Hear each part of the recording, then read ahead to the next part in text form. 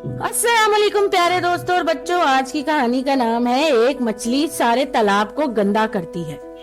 गांव रहमतपुर में वाक़या अल्लाह की रहमत बरसती थी। हर तरफ खुशहाली थी। लोग एक दूसरे से मोहब्बत करते, आपस में एक दूसरे का एहतराम और एक दूसरे के काम आते।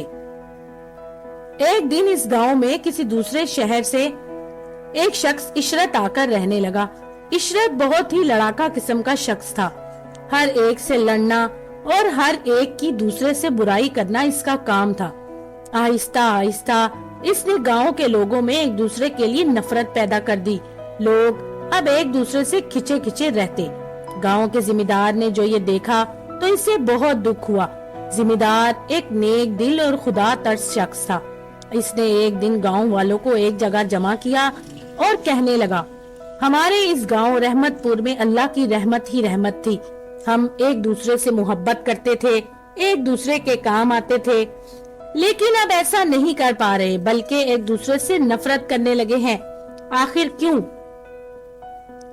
सब लोग चुप बैठे रहे। जिम्मेदार फिर कहने लगा, गांव वालों, इशरत ने हमारे दिलों में एक दूसरे के लिए नफरत पैदा कर दी है और एक दूसरे के बारे में गलत और बुरी बातें फैलाकर हमें अलग कर दिया है।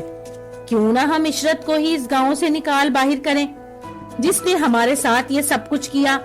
आप ठीक कहते हैं जिम्मेदार साहब, मेरा भी यही ख्याल है।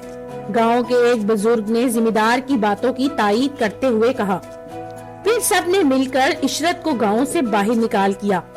गांव के लोग अब एक बार फिर एक दूसरे से इसी मोहब्बत से मिलने लगे, क्योंकि इनके दरमियान नफरतें फैलाने वाला अब इस गांव में नहीं था। किसी ने सच ही कहा है कि एक मछली सारे तालाब को गंदा करती है। तो दोस्तों, इस कहानी से हमें ये सबक मिलता है कि एक बुरे आदमी से दोस्ती दूसरों को भी बुरा बना सकती है। अगर आपको ये कहानी पसंद आए तो मेरे चैनल को लाइक और सब्सक्राइब जरूर कीजिएगा।